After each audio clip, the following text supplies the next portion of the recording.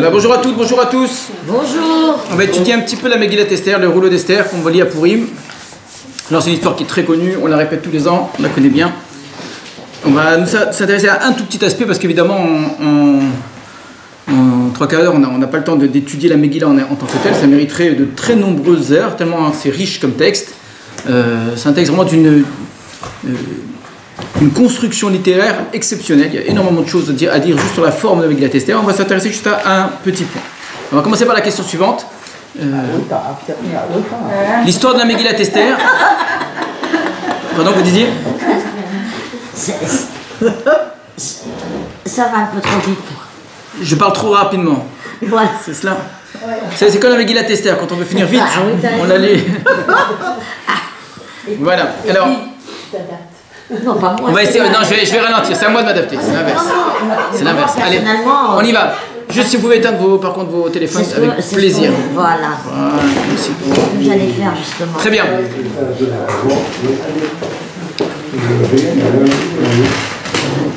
Alors je vais essayer de ralentir. On y va. De quoi parle la Megillat Esther? Je vous pose la question. C'est quoi l'histoire? De Purim. De Purim, c'est tout à la fin. La fin, donc on dit la fête de Purim. Qu'est-ce qu'on raconte dedans? Très rapidement, très simplement. L'éventuel massacre des Juifs voilà. Exactement. Le décret. Bravo. La tentative de destruction, d'extermination des Juifs par Haman. D'accord? C'est une volonté d'exterminer les Juifs. Et comment, finalement, tout ça s'est renversé complètement. Et plutôt que d'exterminer les Juifs, ce sont les ennemis des Juifs qui ont été attaqués. Et plutôt que de pendre Mordechai, c'est Haman qui a été pendu. Donc il y a un renversement total. Donc on est dans une histoire qui raconte un danger énorme, terrible, qui plane sur les Juifs. Et finalement, tout se renverse. Donc à quel endroit alors il aurait fallu commencer l'histoire? C'est où le début de l'histoire normalement? Si c'est ça qu'on raconte uniquement, à quel moment il faudrait commencer? À quel moment? Oui. Par quel épisode? La rencontre de Haman avec le roi. Très bien. Quand Haman décide de tuer tous les Juifs. Voilà. La prise de décision. Donc l'histoire devrait commencer au moment où Haman décide de tuer tous les Juifs. Pourtant, la Megillat Esther commence avant. Et on va essayer de regarder un petit peu cela. Donc, à quel endroit regarder? C'est au chapitre 3.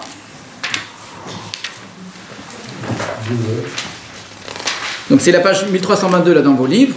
Oui. En bas de la page, Ahar Devarim Ha'ele, en français, après ces événements, le roi Achashverosh grandit Haman. Donc il a pris cet homme-là qui devait être un des fonctionnaires, il en a fait un premier ministre. Et ce Haman-là, donc il y avait une loi qu'il fallait se prosterner devant lui, Mordechai a refusé de se prosterner devant lui, et à partir de là, donc il a voulu exterminer tous les Juifs. Donc l'histoire commence vraiment ici, l'intrigue commence vraiment ici. Alors pourquoi est-ce qu'on a deux chapitres avant? Pourquoi est-ce que l'histoire commence avant alors?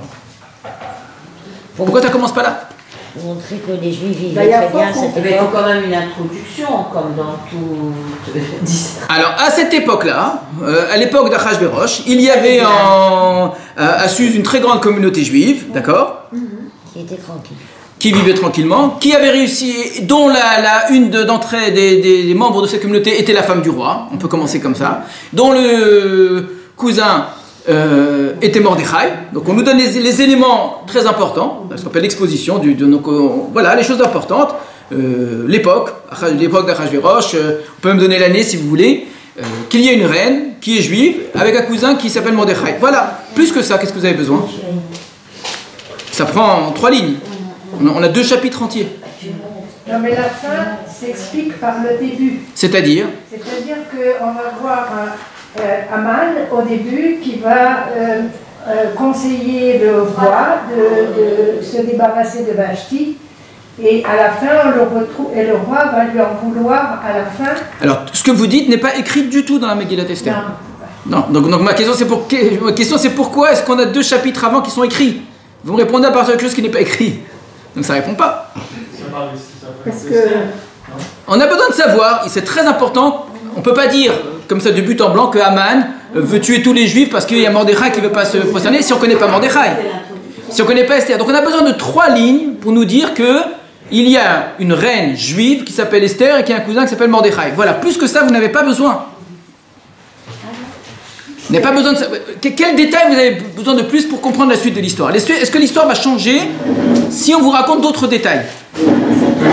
L'histoire de Purim, c'est tout est en désordre. Tout bien au contraire, tout est dans un ordre, mais alors parfait, c'est extrêmement bien organisé, il n'y a aucun miracle apparent. Tout est au contraire, c'est de la dentelle, c'est une mécanique hyper bien huilée. Vous avez des engrenages comme ça qui s'entraînent les uns les autres.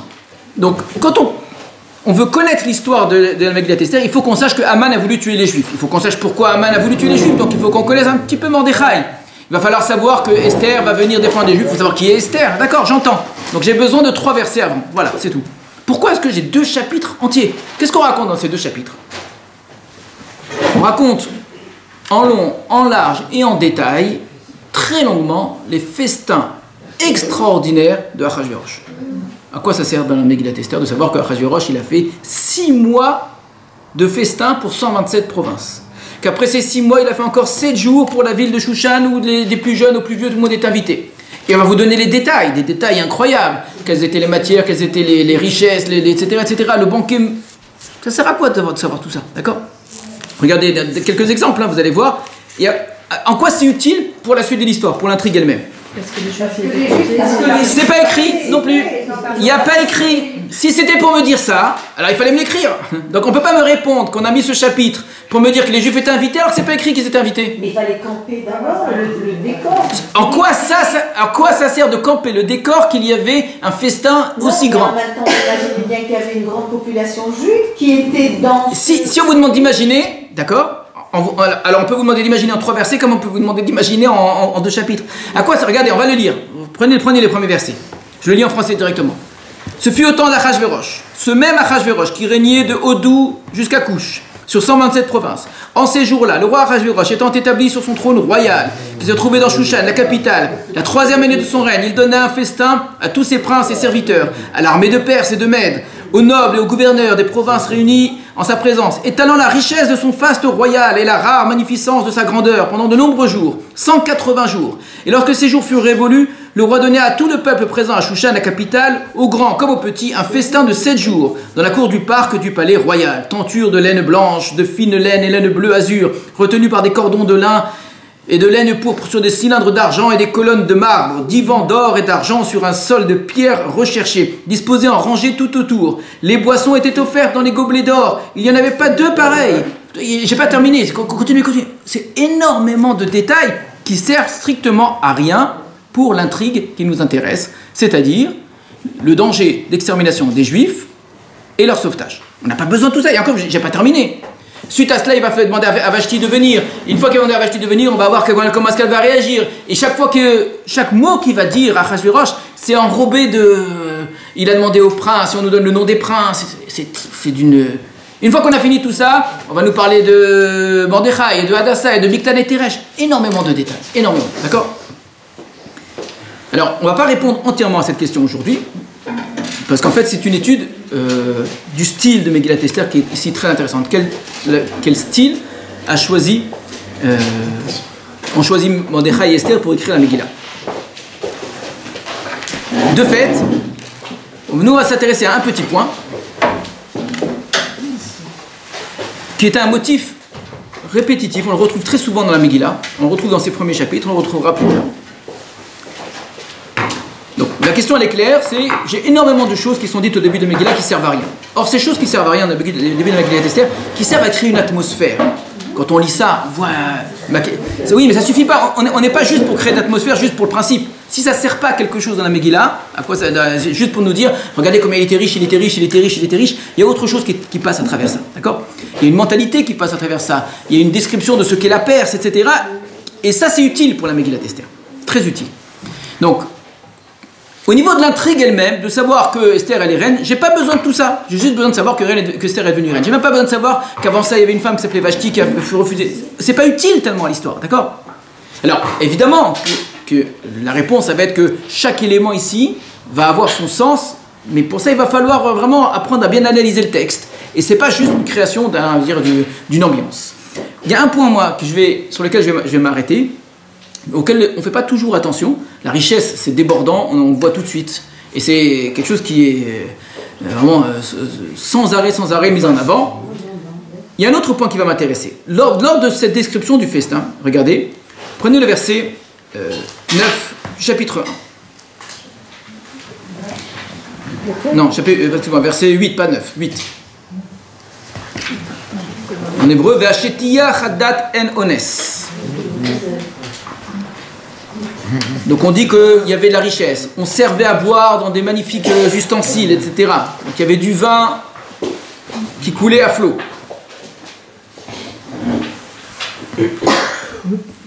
Ve'ashetia chadat en ones, et la boisson était servie. Alors ici, ils sont traduits selon la coutume. C'est marrant parce que le traducteur, il est tellement gêné par ce qui est écrit qu'il n'arrive pas à imaginer traduire ce qui est écrit. Date, c'est pas la coutume. Sinon, il faut prendre le mot coutume au sens... ça a pris le sens de religion plus tard. Date, ça veut dire... la loi. Date, c'est la loi. Non, date, c'est la loi. La loi, simplement, la loi, c'est un mot perse en vérité, le mot date. On le retrouvera plusieurs fois dans Megillat Esther. Date, ça veut dire la loi, le règlement. Vachetia et la boisson, kadat, selon le règlement du palais, d'accord, selon du festin, selon la loi, en ones. Ça veut dire sans forcer. La loi, écoutez bien, était qu'on ne devait pas forcer les gens à boire.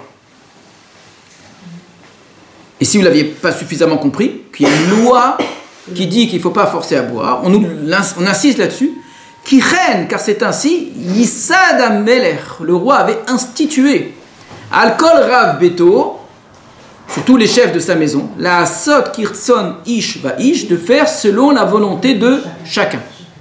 Donc il y a une loi, et cette loi, elle dépend d'une idée, d'une sorte d'esprit de la loi, de ce qui justifie la loi. La loi, c'est qu'on n'a pas le droit de forcer les gens à boire.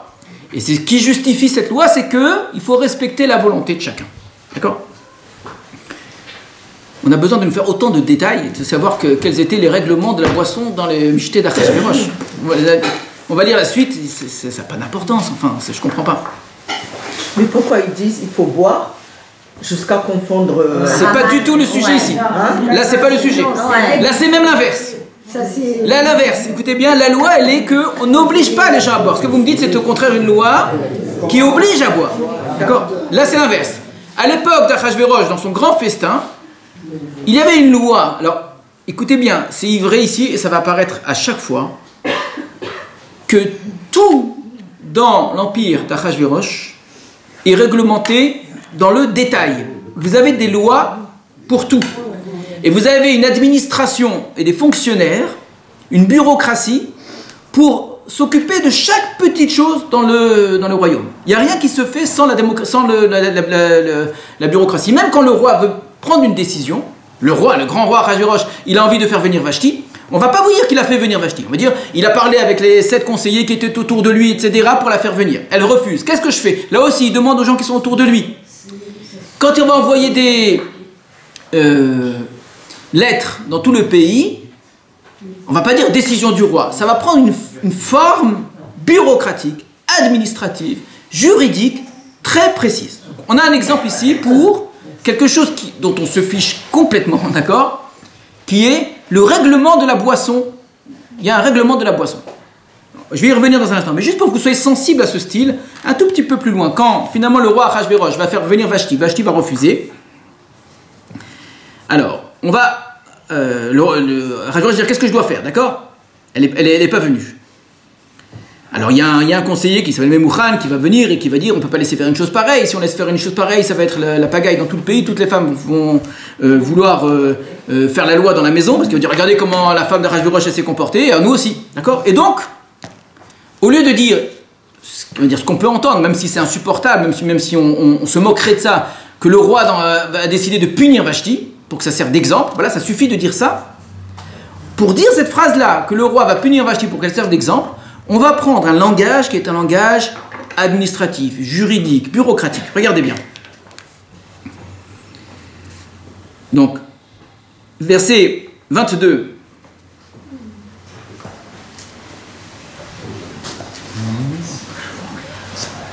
Donc, juste avant, on a Memouchan qui va dire qu'on ne peut pas laisser faire une chose pareille et qu'il faut punir Vashti. Très bien, parce que sinon, ça va être la pagaille dans tout le royaume. Hein. Pourquoi elle ne voulait pas venir ? Alors, il y a plusieurs réponses. Il y a plusieurs réponses parce qu'elle ne voulait pas se mettre à nu, parce qu'elle s'est sentie infériorisée. Il peut y avoir plein de raisons, d'accord ? Alors, verset 22, Vaishlar Sefarim on a envoyé des livres, El Kol Medinot Amelech, dans toutes les provinces du roi, El Medina ou Medina Kirtava, dans chaque province selon son écriture, Ve'am Ve'am Kilshono, dans chaque peuple selon son langage, Liyot Kol Ish, donc voilà ce qui est écrit dans ces livres qu'on a envoyés dans tous les pays. Regardez le langage administratif qu'on est en train de prendre. Hein. C'est quoi? Qu'est-ce qui est écrit dans ces livres? Liyot Kol Ish Sorer Beveto, que tout homme soit maître en sa maison, ou Medaber Kilshon Amo, et qu'il parle la langue de son peuple. Donc il y a une loi en Perse, envoyée partout, etc. C'est comme si on met dans le journal officiel, on vous dirait aujourd'hui, dans le journal officiel, et dernier décret est écrit que les gens peuvent ou doivent parler la langue de leur pays. Dans le journal officiel, il y a écrit que quand on sert à boire, on ne force pas les gens à boire. C'est quoi ce pays dans lequel on a besoin de légiférer sur des choses, d'abord, aussi viles, aussi sans intérêt, combien boire ou pas boire, qu'est-ce qui se passe dans la maison, est-ce que c'est le mari ou la femme qui porte le pantalon, enfin, ce genre de questions qui normalement n'intéressent pas la loi, c'est pas des questions légales, d'accord, d'une part, mais deuxième chose, s'il s'agit de légiférer sur des choses qui seraient contraires à la bonne règle, on oblige les gens à faire quelque chose qu'ils n'ont pas envie de faire, alors il faut une loi, on est dans une dictature, et on va obliger les gens à faire une chose. Mais en quoi consiste la loi? À respecter chacun. La sot kirtson ish vaish. En quoi consiste la loi? C'est que quelqu'un doit parler sa langue. J'ai besoin d'une loi pour me dire que je dois parler ma langue. Évidemment que je parle ma langue. Pourquoi je parlerai une autre langue que la mienne? Ah, mais c'est écrit dans la loi que je dois parler ma langue. On vient me servir dans le festin d'Achashverosh, on me dit la loi, c'est que tu bois ce que tu veux. J'ai besoin d'une loi pour me dire que je dois boire ce que je veux. Et s'il n'y a pas de loi, qu'est-ce que je fais alors? S'il n'y a pas de loi, je bois ce que je veux. Que les juifs ne boivent. Qui parle de juifs? On ne parle pas de juifs ici du tout. Il y a pas. C'est pas une question. Avant de parler des sous-entendus, prenez ce qui est entendu, d'accord? Ce qui est entendu, c'est que les Perses, les Mèdes, les Éthiopiens, les 127 peuples qui sont présents, mettez les juifs dedans si vous avez envie, d'accord? Peu importe.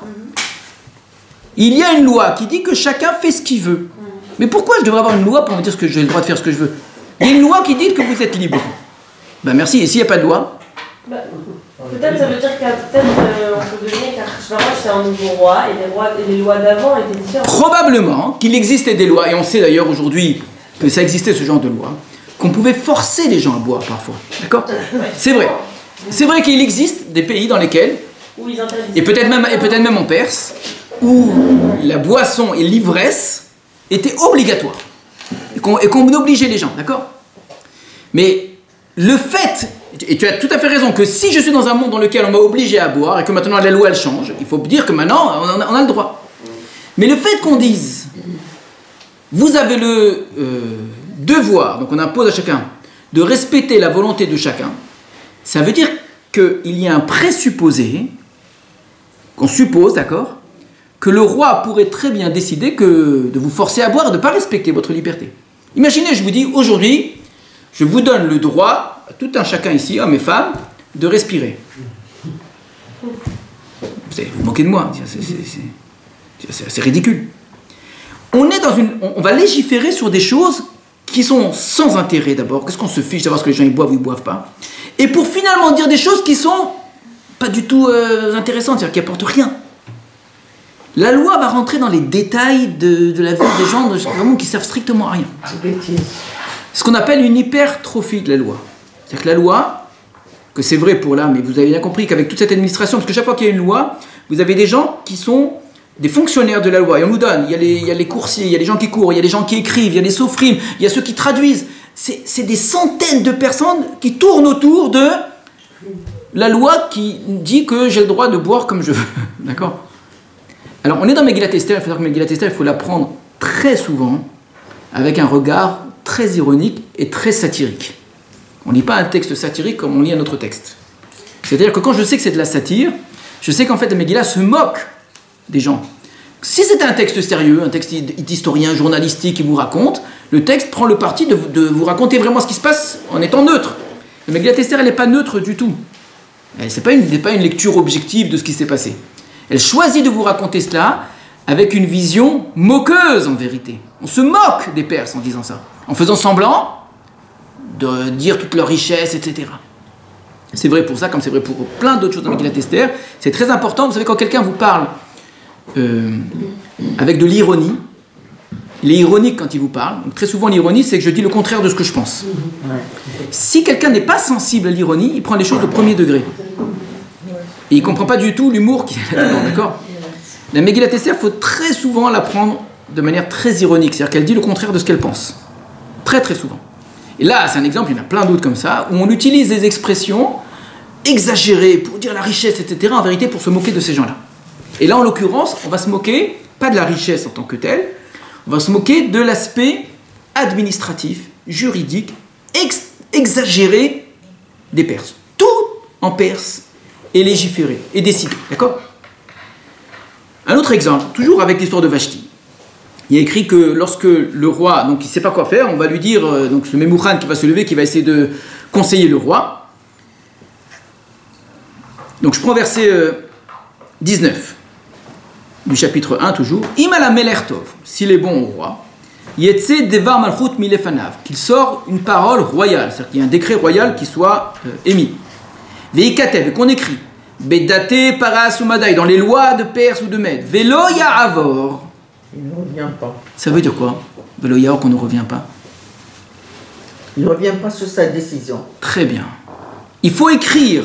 Et la Megillat Esther, elle a besoin que nous on sache que cette loi concernant Vashti, soit une décision qui soit écrite dans les lois et sur laquelle on n'a pas le droit de revenir. Velo Ya'avor. Même le roi. Irréversible, même le roi. Pourquoi est-ce qu'il a besoin de dire ça, Memouchan? Regardez comment est-ce que c'est un langage très juridique, c'est vraiment un langage juridique ici. Velo Ya'avor. Et qu'on ne revienne pas sur la décision. Pourquoi? Parce que c'est une affaire entre un homme et une femme, entre un roi et sa femme. Il n'est pas content d'elle, elle n'est pas contente de lui, etc. Ils sont fâchés, etc. Là, le roi, il a bu, il est un petit peu énervé. Donc demain, le roi, qu'est-ce qu'il va faire? Il va changer d'avis. Il va regretter. Il dit, bon, allez, c'est dans la loi, tu n'as pas le droit de changer d'avis. Et le roi lui-même, il est soumis. C'est quoi ce pays de fous? C'est une affaire entre un homme et sa femme. Le roi, il est content, il aime bien sa femme. Il n'est pas content, il se fâche avec elle. Ensuite, il est content, il se réconcilie, qu'on les laisse tranquilles. La loi, et c'est ce que fait Memouchan, rentre dans les affaires personnelles et intimes de ce roi pour mettre des règles. C'est un règlement. On va renvoyer Vashti et on n'a pas le droit de revenir là-dessus. Il va se passer exactement la même chose beaucoup plus tard pour une affaire beaucoup plus grave. Heureusement qu'elle existait cette loi, parce qu'autrement Esther elle n'aurait pas pu être choisie comme reine. Non, heureusement qu'elle n'existe pas maintenant. Ah.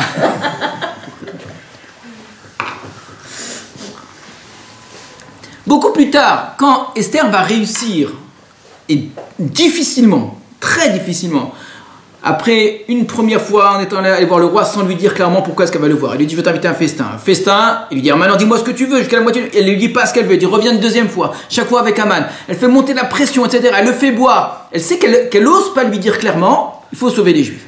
À la fin, après une tellement grande pression, 2 jours de suite, le roi il n'arrive pas à dormir, etc. Et à la fin du deuxième repas, elle lui dit moi Esther, jusqu'à la moitié du rêve, dis-moi ce que tu veux. Et là, enfin, ça lui sort de la bouche, elle lui dit je veux sauver ma vie, je veux sauver mon peuple. Mais qui veut faire une chose pareille? C'est Haman, ce méchant-là. Il se tourne vers Haman. Et quoi? Alors, il n'ose rien faire, il sort. Il punit pas Haman. Il revient, il voit Haman qui tombe sur Esther, et là encore, il a la colère qui monte, et bien Harvona, il dit, il y a la potence que Haman a préparée pour Mordechai. Alors, dans la colère, il dit qu'on pende Haman. Très bien. Ben, l'histoire s'arrête là, normalement. L'histoire de Megillat Esther n'est pas du tout finie. Esther, elle va elle va supplier le roi que maintenant que Haman, ça y est, Haman est mis à mort, donc la Megillah est terminée. Non, pas du tout. Supplier le roi que le décret d'Haman soit annulé. Réponse du roi. Pourquoi? Velo Ya'avor. On n'annule pas un décret, comme ici. Les règles, c'est les règles. Elle a fait tout ça. Elle a réussi à faire pendre Haman. Et on lui dit, mais le décret n'est pas annulé. Les Juifs, ils doivent être exterminés. C'est le décret, c'est la loi. C'est incroyable. La loi, elle est tellement forte que même quand on a montré, oui, mais tu vois bien que cet homme-là, c'est pas un gentil, etc., etc. Alors comment est-ce qu'on va faire? On va créer un autre décret, un décret où on autorise les Juifs à se défendre. Il y a une expression qui dit, il y a un endroit où il y a un trou, c'est sur la route. Et l'État, au lieu de combler le trou et de le réparer, il va construire juste à côté un hôpital pour tous les gens qui se cassent la figure. Mais il laisse le trou. Il y a un problème. Au lieu de régler le problème, on va dire, les gens qui vont avoir... On crée la solution. Alors c'est pas une solution, la solution ça aurait été d'enlever le problème. Mais c'est une fausse solution, ça veut dire que on va régler les conséquences. Mais au lieu de régler les conséquences, alors c'est vrai pour tout, c'est-à-dire on laisse une éducation mauvaise qui pourrit toute une jeunesse, et après on se retrouve avec des gens qui sont délinquants, chômeurs, etc. On essaie de trouver des solutions, comment on va faire pour... Mais tu pouvais pas éviter ça avant. D'accord. Donc là il y a une loi qui est terrible, qui est une loi d'extermination. Au lieu d'enlever la loi, on annule la loi. Non. On va faire une autre loi qui permet aux Juifs de se défendre. Tant mieux pour nous, grâce à ça on a gagné Pourim, d'accord? Mais regardez comment, du début jusqu'à la fin de la Megillat Esther, il y a une emprise de la loi sur le quotidien des gens, sur les affaires politiques très grandes, sur les questions intimes, quelle langue on parle à la maison, qui porte le pantalon et qui s'occupe, etc. Tout est décidé dans la loi. Et attention, c'est des lois, une fois que c'est dit, on ne peut pas revenir là-dessus. Velo ya'avor, on ne revient pas là-dessus. Ce qu'on appelle, je dis, une hypertrophie de la loi. La loi devient beaucoup trop forte, encore beaucoup trop puissante. Ça n'a pas changé depuis. Alors c'est une bonne question. Ça ressemble un petit peu. Il y a un auteur qui a fait qui s'appelle Vaclav Havel. Vous avez entendu parler de Vaclav Havel? C'est un très grand homme, très grand homme. C'est rare en général que vous ayez un homme qui soit un philosophe, un penseur, qui ait été chef d'État un jour dans la vie. Ou un chef d'État qui soit philosophe. C'est très rare. Dans l'histoire de l'humanité, vous avez Marc Aurèle peut-être et Vaclav Havel. Généralement, on a rarement, je parle dans le monde non juif. Dans le monde juif, on aurait aimé, effectivement, David Ameller, Shlomo Ameller, on sait représenter ça. D'accord? C'est un roi, Shlomo, et en même temps, c'est un grand penseur. Mais dans le monde non juif, généralement, ceux qui sont dans le monde de la politique ne sont pas des penseurs. Il y a des exceptions. Ce Vaclav Havel, c'est un homme assez intéressant. Il a écrit beaucoup de choses sur ce qu'il a appelé le post-totalitarisme. Le totalitarisme, on sait ce que c'est. D'accord? Beaucoup de gens ont écrit sur le totalitarisme. C'est un chef d'État qui écrase tout le monde, il y a un culte de la personnalité, il y a une sorte d'idée vers laquelle on va, surtout dans le monde soviétique, où on va dire au nom de l'égalité des hommes, et les gens y croient, ils sont passionnés, etc. Ils sont prêts à tout pour ça, ils sont prêts à tuer, ils sont prêts à mourir pour ça. D'accord? Ça c'est le totalitarisme. C'est quoi le post-totalitarisme? C'est que cette machine incroyable, prenez vraiment l'Union soviétique, le marxisme, qui arrive à faire des choses immenses, etc. Elle est tellement énorme, cette machine, pour fonctionner, elle va mettre plein de règles, etc., qu'au bout d'un moment, l'idéologie, elle va beaucoup s'essouffler en vérité. Les gens vont arrêter d'y croire. Mais la machine, elle existe tout le temps. Et cette machine, elle va commencer à créer des règlements et des lois dans toutes petites choses de la vie de tous les jours. Et l'individu, il est pris. Elle pense au procès de Kafka, des choses comme ça, où l'administration, elle a une emprise sur le réel de manière complètement décalée avec la réalité, et ça n'a plus de sens. La justice, c'est très important. La loi, c'est très important. Il ne peut pas y avoir de société sans justice et sans loi. C'est une valeur énorme. Mais il y a un moment où la loi, elle devient exagérée, où elle prend une forme trop grande, où c'est vraiment complètement ridicule. Il y a 2 semaines, j'ai été invité par un membre de la communauté, il m'a raconté une histoire absurde, mais qui correspond tellement à la réalité. Il raconte que quand il était en soldat en Algérie, donc il était dans les transmissions, ils avaient des appareils de transmission, ils avaient des radios, des walkie-talkies. Ils en avaient 3 et puis ils en ont perdu un. Il a été volé, perdu, ils ne savent pas. Bon, perdu. Alors qu'est-ce qu'on fait dans un cas pareil? Il y a des formulaires, il faut remplir le formulaire machin. Vous connaissez tous ces trucs-là, des formulaires. Donc on remplit le formulaire, on a perdu machin, dans quelles conditions, quel jour, qui était présent, etc. Voilà, c'était beaucoup de papiers. Ils ont réussi à régler les papiers, tellement qu'ils ont fini, c'était compliqué, juste la paperasserie. Qu'après ils ont reçu une nouvelle radio. Très bien. Tant mieux, tout va bien. Et là il s'avère qu'ils ont retrouvé la première. Donc maintenant il faut expliquer à l'administration qu'on a retrouvé. C'était encore plus compliqué que de dire qu'on a perdu. Qu'est-ce qu'ils ont fait? Ils l'ont jeté. Parce que la paperasserie et l'administration, c'était devenu... On les écoutait pas, on leur disait des choses contradictoires, etc. Que de garder un truc tout simple. On va le garder, on va vous renvoyer le... Non! C'était tellement compliqué que ça rentrait pas dans les cases, et c'est ça que j'essaie de vous faire comprendre, que le judiciaire, qui est censé aider la réalité, prend le pas sur la réalité. Exactement. Et combien de fois ça nous est arrivé? On est face à une administration, etc. Alors, évidemment que la Megillah ne s'arrête pas juste avec cet aspect-là. Il y a une critique, il y a une satire de cet ordre-là, mais ça va beaucoup plus loin que ça. La Megillah va faire exprès de vous mettre en place ici une histoire qui commence par une débauche de richesse, et ça on n'a pas expliqué, il faut expliquer pourquoi cette débauche de richesse, à quoi ça correspond, etc. C'est pas le moment. J'ai voulu m'arrêter juste à un point qu'on retrouvera dans toute la Megillah, mais que la Megillah fait exprès de dire au début, qui est l'aspect exagéré de la loi. La loi est extrêmement précise, l'administration, même le roi lui-même, chaque fois qu'on va faire quelque chose. Un exemple très amusant, c'est amusant parce que je vous dis c'est fait exprès, on est dans la caricature. Quand on a décidé d'envoyer une loi pour dire que les femmes doivent obéir à leur mari, etc., alors on va vous dire, on va envoyer les coursiers, etc.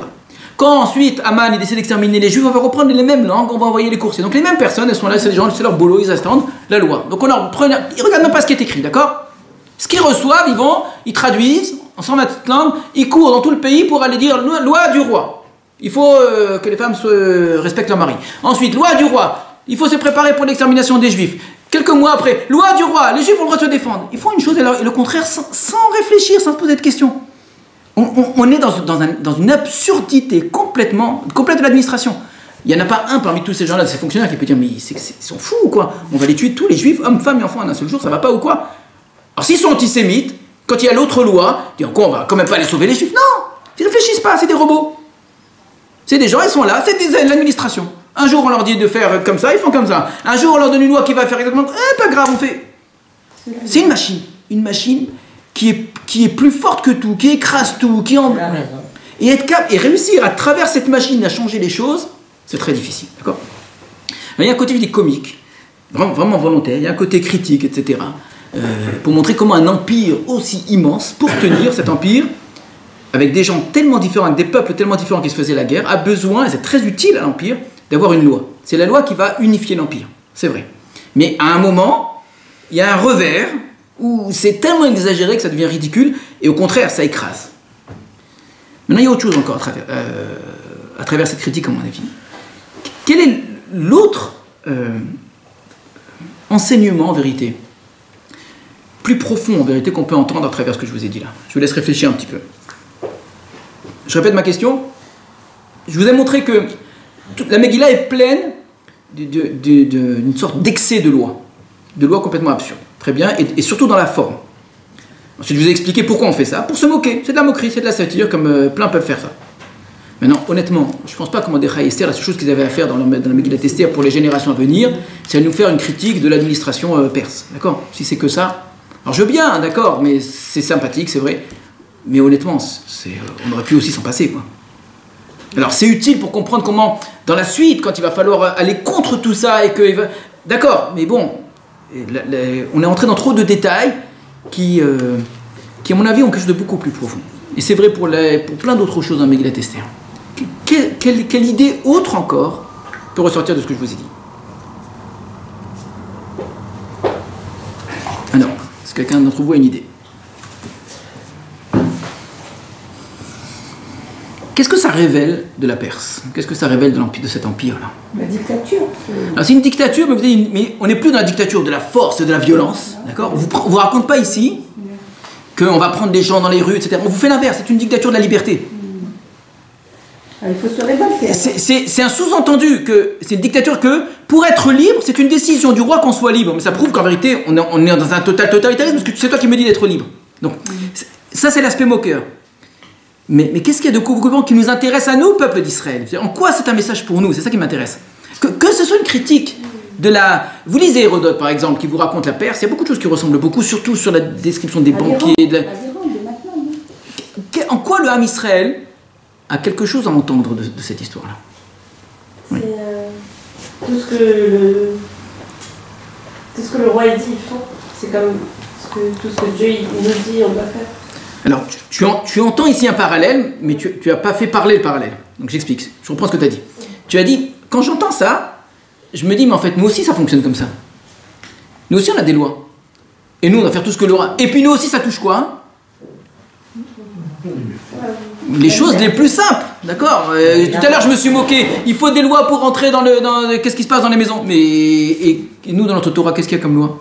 Il y a aussi des lois qui rentrent dans notre quotidien, et comment je m'habille, et comment je mange, et comment je dois parler avec quelqu'un. C'est pas, les lois, elles ne concernent pas les lois juives, c'est pas juste faire la prière et des choses qui sont très générales. C'est vraiment entrer dans l'intimité des gens, et quel jour j'ai le droit d'être avec ma femme, quel jour j'ai pas le droit, et comment je dois parler, comment... Oh, du calme, du calme. La Torah, elle aussi, elle s'immisce dans tous les petits détails de la... Velo Yavor. Et on n'a pas le droit de transgresser, c'est pareil. Donc finalement, il y a une ressemblance très grande. Mais on est libre de le faire, en fait. Il y a la loi. Vous avez trop peur de ce que je vais dire que pour éviter ce que je vais dire, vous essayez de le désamorcer à Ah non, l'avance. absolument pas, je pensais que c'était fini. Non, non, vous avez très bien saisi. Là, il n'y a aucune liberté, là. Non, bien sûr, il y a une liberté. La loi c'est d'être libre. Non, mais là, Bah oui, la loi, c'est d'être c'est libre. une liberté sous une contrainte. Et aussi, c'est ce que vous essayez de me dire de la Torah, c'est une liberté sous une contrainte. Non, mais là, j'ai l'impression que enfin, ils sont repris, ils sont réprimandés. Eh ben nous aussi, celui qui respecte pas les mitzvot, c'est plutôt chaud. Hein. Là, ils vont en direct. Enfin, D'accord, ben chacun ses méthodes, d'accord. Mais je veux dire, si on vivait dans un monde avec des tribunaux juifs, etc., ça serait en direct aussi. Hein. c'est sûr. Donc voilà, donc c'est pareil. Donc imaginez-vous d'être dans une société juive, un état juif, etc., pas en Perse de Achashverosh. Donc vous auriez un tribunal qui viendrait voir, est-ce que vous avez respecté Nida ou vous n'avez pas respecté Nida, d'accord? Est-ce que vous avez fait Shabbat ou pas fait Shabbat? Est-ce que vous avez bu le vin, la Purim comme il faut? Mais laisse-moi vivre, je fais ce que je veux. Tu fais pas ce que tu veux, hein. Donc tu as montré, mais alors oui, mais c'est encore plus embêtant maintenant. Tout à l'heure j'ai posé la question, mais à quoi ça me sert de savoir ça? C'est une moquerie. Mais tu me dis, mais en fait, chez nous c'est pareil. Ouais, j'allais aller dans l'autre.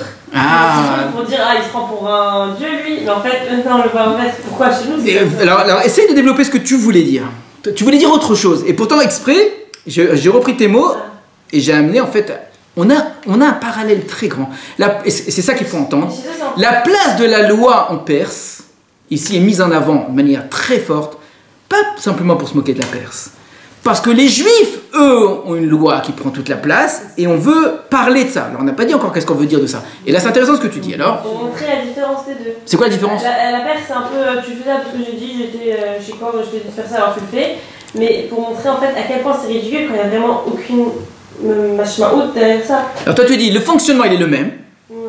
Mais, donc c'est un fonctionnement qui est très technique. Il y a beaucoup de technicité, il y a beaucoup de règles, il y a etc. Mais dans un cas, c'est la parole du Dieu vivant, d'accord, de quelque chose qui est l'infinie vérité. Et donc ça prend place. Et dans l'autre cas, c'est un imbécile qui a bu pendant 127 jours, entouré de clochards les uns plus que les autres, d'accord, qui demande à sa femme de se déshabiller devant tout le monde et que ça devient des lois. Et là, tu as tout à fait raison. Ça, c'est très important. Donc le côté ironique, c'est pas juste de montrer qu'on est dans une hypertrophie de la loi, mais c'est de montrer que cette hypertrophie de la loi, elle est au service d'une bande d'imbéciles. Et que la loi devient une valeur, ça devient une sorte d'élément essentiel par principe, parce que c'est la loi. Et pas au nom de quoi c'est fait. Et donc toi, c'est comme ça que tu... Dans les deux sens, hein. Bon, ensemble, vous avez voulu répondre à ce que j'ai failli dire. Attention, mais la Torah, c'est pas pareil. Parce que la Torah, c'est les mêmes règlements, mais... c'est pour des choses qui ont du sens. C'est Akadosh Baruch Hu au Sinaï qui fait sortir un peuple d'Égypte, qui leur donne... C'est pas la même chose. Ça veut dire, on n'est pas en train de parler de choses aussi ridicules, de savoir quand tu bois, est-ce que tu as le droit de boire autant que tu veux. C'est ridicule, ça. C'est pas de ça. Et que s'il nous apparaît parfois que certaines lois juives sont ridicules, c'est parce qu'on ne connaît pas les raisons de ces lois juives, pas parce qu'elles sont ridicules vraiment. D'accord? C'est pas les Chachamim, les sages qui décident même... je parle pas de la Torah du Sinaï, qui évidemment... Mais même les Chachamim, qu'à une époque donnée, on fait un décret rabbinique, d'accord? On n'a pas exactement comme là cette bande d'imbéciles qui sont autour les uns, les soi-disant des Chachamim, pour discuter de savoir qu'est-ce qu'on fait d'une femme qui n'a pas écouté son mari et qui prennent ça tellement au sérieux, etc. Donc l'humour qu'il y a là-dedans, il consiste non seulement à se moquer, mais à montrer que par rapport à la Torah, et la Torah elle est sous-entendue là-dedans, comme une sorte de contre-pied, il y a quelque chose qui ressemble beaucoup. Il y a les Chachamim, Yodéa, Haïtim qui sont autour de lui, il est entouré de sages, etc. On a beaucoup de choses qui ressemblent à la Torah. Et ça, les Chachamim dans le Midrash et dans les commentateurs, ils vont être sensibles dans toute la Megillat Esther à énormément d'éléments de ce type-là. Là, je voulais montrer sur un élément qui n'est pas tellement connu, auquel les gens ne font pas tellement attention, qui est l'aspect administratif et juridique de la Megillat Esther, d'accord, qui est exagéré, mais en fait, vous le saviez déjà sur plein d'autres choses. Plein d'autres choses. Par exemple, que lorsque le roi, il a toute cette richesse et des beaux habits, etc., les Chachamim vous disent, c'est quoi tout ça? À quoi ça me fait penser toute cette richesse et tous ces habits? En Égypte. Ah non, pas du tout. Pas du tout. Au niveau du Kohen Gadol. Au Kohen Gadol et du Beth Amikdash. Et il y a plein de ressemblances. Et c'est vrai. Mais c'est exactement le même procédé littéraire. C'est-à-dire, exactement ce que je vous ai dit pour la justice. Regardez cette façon de faire la justice, etc. Et après je dis, oui, mais nous, c'est pareil, la même chose. Regardez toute cette richesse, etc. Mais n'importe qui connaît un petit peu le Tanakh, il dit, mais ça ressemble beaucoup à la description du Beth Amikdash de Shlomo HaMelech.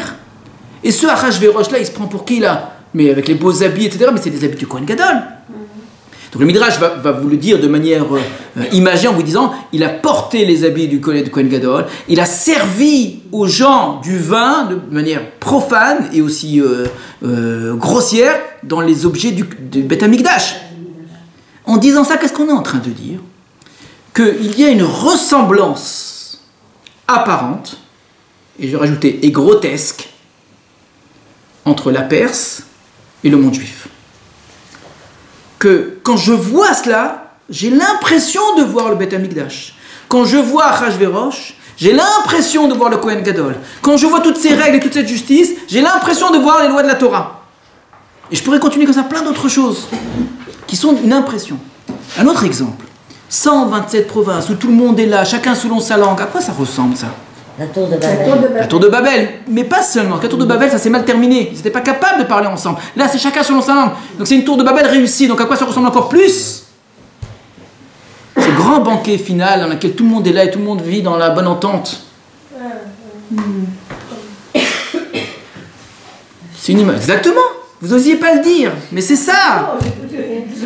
Viendra un jour, les Névim nous l'ont dit, nous le répétaient, viendra un jour où toutes les nations viendront ensemble, vivront en paix. On est dans une époque messianique, c'est magnifique. Ils sont tous là, 127 provinces du monde entier, ils vivent en paix, tranquilles, ils ne sont plus la guerre. Mais cet homme-là, c'est le Mashiach, c'est Dieu sur terre. On a ici réalisé une forme d'aboutissement de l'histoire. Un aboutissement extraordinaire. Vous avez l'humanité qui vit en paix, etc., etc.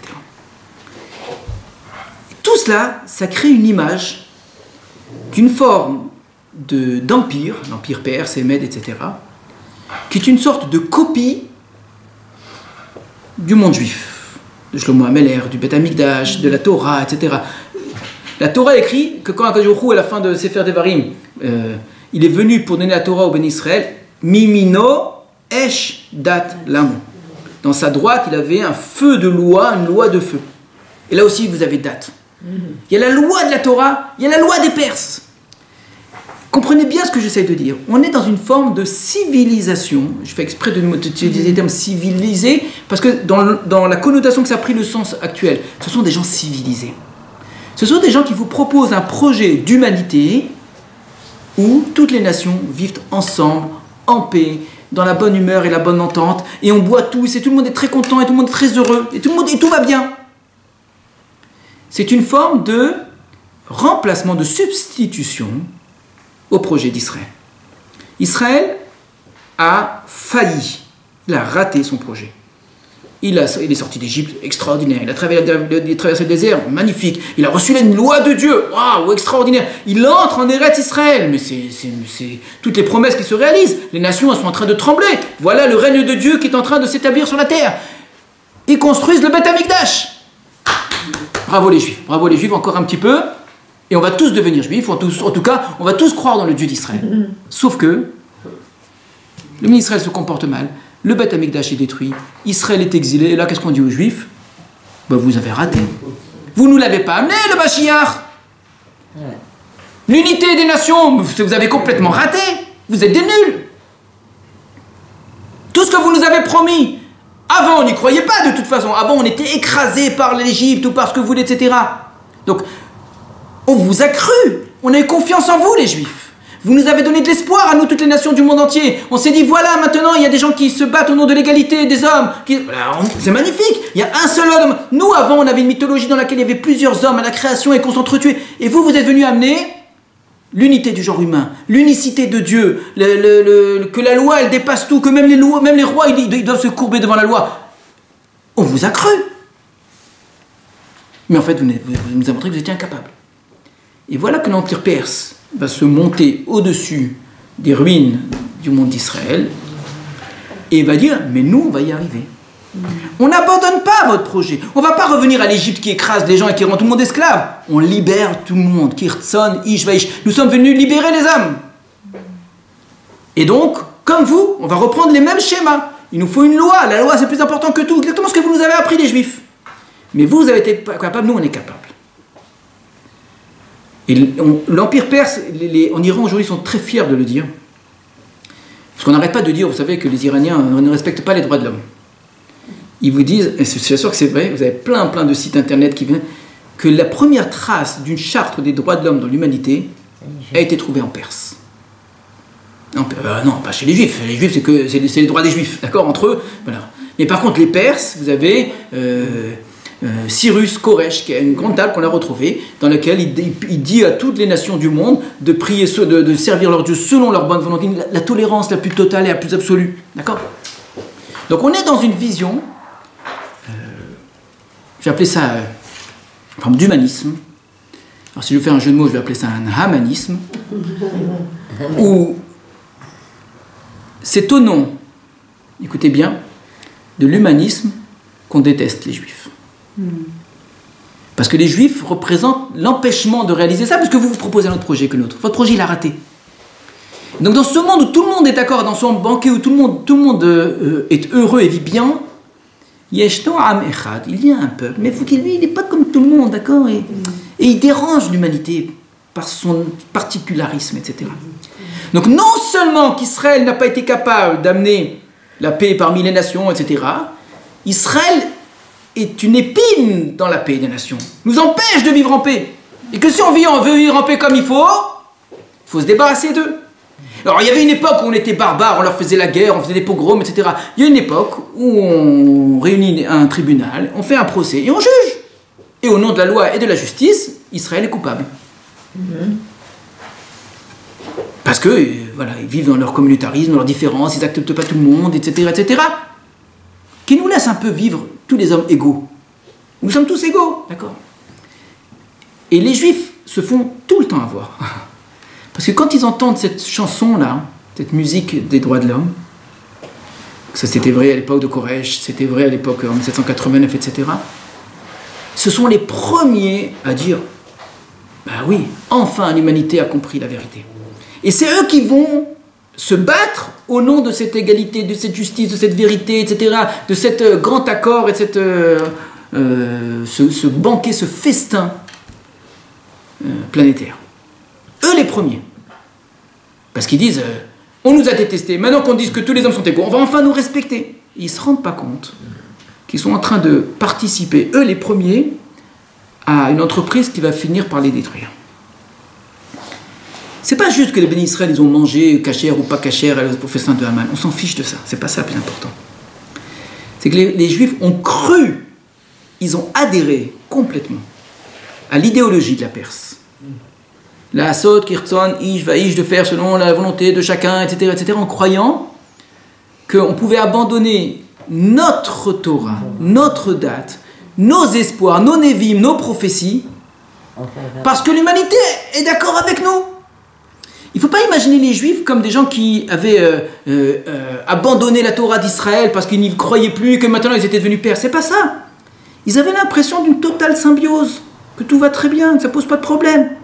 Ils n'avaient pas l'impression d'être révoltés contre la Torah. Au contraire, ils avaient l'impression que la Torah elle allait se réaliser à travers l'humanisme, à travers ce festin planétaire dans lequel tout le monde il est bon, tout le monde il est gentil, etc., mais dans lequel on n'a pas intérêt à être un petit peu différent. Les premiers à payer d'ailleurs sont les femmes dans l'histoire.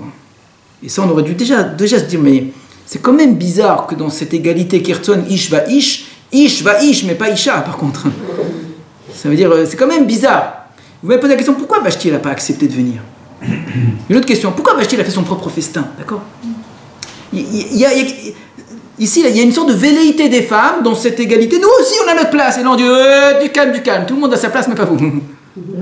Et après, on dira, tout le monde a sa place, mais pas les Juifs. D'accord ? C'est une égalité qui est resplendissante de belles idées. D'accord ? Même le roi, il est soumis à la loi. Même le roi, il n'a pas le droit de transverser. Le roi, il ne peut pas décider, il ne peut pas changer de... C'est fort comme idée. Mais c'est absurde. Et c'est ce qu'on nous dit. C'est ce que vous disiez tout à l'heure en disant, c'est pas par hasard. C'est pas que la vérité, elle est juive obligatoirement et qu'elle ne peut pas être perse. C'est absurde de penser comme ça. C'est pas du tout ça le problème. La question c'est, il y a un schéma qui est magnifique. Une sorte de schéma de pensée, schéma de réalité, schéma historique qui est une loi, une égalité entre les peuples, etc. Mais ça reste un schéma, ça reste une mécanique. Ça reste un système, si vous voulez. Et ce système, il est au service de quoi en vérité? Il ne suffit pas d'avoir un système pour avoir raison. On peut vous créer un système magnifique, mais qui tient sur rien et qui vous vend du vent, d'accord? Mais ça, on vous fait tout un truc, et une administration, etc., etc. Et c'est ce qu'on est en train de vous dire. Ici, on a un système qui est tellement riche, tellement précis, etc., que ça impressionne énormément. Et puis, quelle richesse, quelle force, quelle puissance, et des peuples, etc. On est impressionné parce que cet empire, il a une forme qui est hypertrophiée. Il a une loi qui est hypertrophiée. Il a un ensemble de règlements, etc., où tout prend de la place. Donc nous, quand on voit ça, on est impressionné parce que ça donne l'impression d'une réalité. Mais en fait, tout ça, c'est du vide. Tout ça, c'est faux. Tout ça, ça tient sur un mensonge. Soi-disant, les peuples vivent en paix, mais de qui vous vous moquez? Vous mentez. S'il y en a un qui ne pense pas comme l'autre, il finit écrasé. La réalité, c'est une volonté de pouvoir qui va prendre la place de chacun. Et qu'il faut se prosterner devant Aman. Pourquoi il faudrait se prosterner devant Aman? En quoi l'égalité des hommes consiste à me prosterner devant un homme? Tout ça, c'est faux. C'est du semblant. Et nous, les Juifs, on est souvent les premiers à se faire avoir. On croit dans ce semblant, on croit dans cet apparat, parce qu'on a tellement envie que ça se réalise. On a tellement envie que les gens vivent heureux, etc., que quand on nous dit, vous savez quoi, vous êtes invités chez le roi. Ah, nous, les Juifs, mais oui, mais on va être mis de côté. Mais pas du tout, vous êtes comme tout le monde. Non, nous, les Juifs, mais bien sûr. Ah, mais c'est extraordinaire, vraiment, oui, mais bien sûr. Mais vous savez quoi, j'ose à peine vous le dire, je mange cachère. Il n'y a pas de problème, je prends chez Gromba qui vous amène, chez qui vous voulez, chez Eden, etc. Ah, mais vraiment, vous êtes... Ah, vraiment, merci beaucoup, beaucoup. Vraiment, on vous doit... Et on ne se rend pas compte, en fait, qu'on est tombé dans le piège. Je ne suis pas en train de dire que par principe, par essence, les nations, ce qu'ils vont vous transmettre, c'est du faux et du mensonge. Ce n'est pas du tout ça que j'ai dit. La preuve, c'est que la Torah, elle attend que les nations arrivent à ça. Mais je dis, mais il faut se méfier des apparences et du semblant. Et ces apparences et du semblant peut exister même dans la Torah, même dans le judaïsme, même avec des juifs. C'est pareil, d'accord? Je dis, méfiez-vous lorsque une forme politique, une forme comme ça institutionnelle, un tribunal, des lois, etc., où la forme prend le pas sur le fond. Mais ça, c'est vrai dans la Torah aussi, d'accord? Où on peut vous vendre des choses complètement fausses, d'accord? Au nom de la Torah, au nom de la forme, au nom des rabbins, au nom de ce que vous voulez, etc. C'est aussi très dangereux, d'accord? Parce que on est impressionné par cette chose-là qui est technique, une technicité qui est très très grande. La technicité, elle doit être au service, pas d'une loi qui est par principe, au service d'une idée, d'un esprit, d'une volonté, d'un changement, de vraies valeurs. Et là, c'est tout le contraire. Et la Megillat Esther, elle nous raconte tout ça.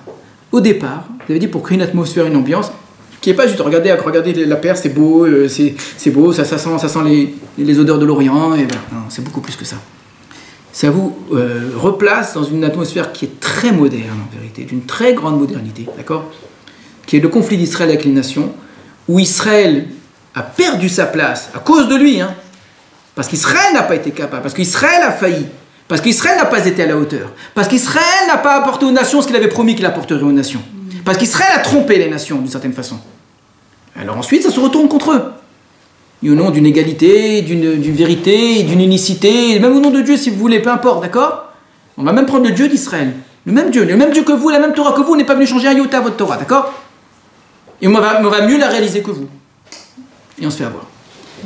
Voilà, qu'Akadosh Baruch Hu nous aide à tout renverser et que nous on apprenne, il ne s'agit pas de chercher les autres, que nous on apprenne à découvrir la vérité profonde, l'énergie inimaginable, la beauté merveilleuse, l'intelligence sans fin qu'il y a dans la Torah.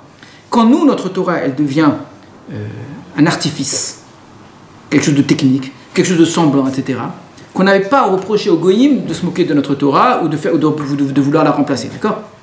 Le problème, il vient de nous. C'est parce que nous, on en a fait quelque chose de... Quand on était au Beth Amikdash, on amenait des korbanot, on amenait des sacrifices, c'était la loi, et puis avec ça, on croyait que le bon Dieu allait nous rendre service. Et au lieu d'être au service de Dieu, on mettait Dieu à notre service. Donc c'est nous qui avons joué ce mauvais jeu au départ, d'accord? Et on avait un Beth Amikdash, on avait un roi, et voilà, tout allait bien. Et en fait, on a mis tout ça au service de quoi? De nos appétits personnels, de notre pouvoir, de nos désirs, de nos plaisirs, et pas du tout au service de la vérité d'Akadosh Baruch Hu. Donc à nous d'avoir l'intelligence de nous réapproprier la Torah, les mitzvot, une loi qui rentre dans tous les détails, mais pour rendre la vie tellement plus belle, tellement plus riche, tellement plus extraordinaire au service d'Hachem. Voilà. Merci. On revient à Purim. Ah, c'est la meilleure introduction de Purim, ça. Je vous assure que c'est la meilleure introduction de Purim. À Purim, on va vous apprendre à casser les formes. On va vous dire, il n'y a plus de forme. Il faut boire, il faut... Où l'aspect Torah et mitzvot formel part en éclat. Exact. Pourquoi on dit? Parce que l'essentiel, c'est pas toujours ça. Faire attention. Avec votre éclairage, les Juifs nous paraissent au début donc tout à fait pas de très très grande valeur, puisqu'en fait on les invite à se banquer. En fait, ils se font à peine préciser qu'ils boivent cachère, alors non. C'est même pas dit, on dit rien. Ils ne disent pas, mais on sous-entend qu'ils y ont adhéré. Ils sont au sens propre, ils sont assimilés au texte, d'accord? Ils sont assimilés. Donc on n'a pas besoin de dire les Juifs. On dit les 127 et tout, ils sont complètement assimilés. Ça veut pas dire qu'ils ont abandonné la Torah et les mitzvot. Hein. Ça veut dire que leur conception sont, la Gemara va dire, ils sont serviteurs d'Achashverosh, au lieu d'être serviteurs de Dieu. Ils acceptent d'être soumis à Achashverosh et de ce que ça représente.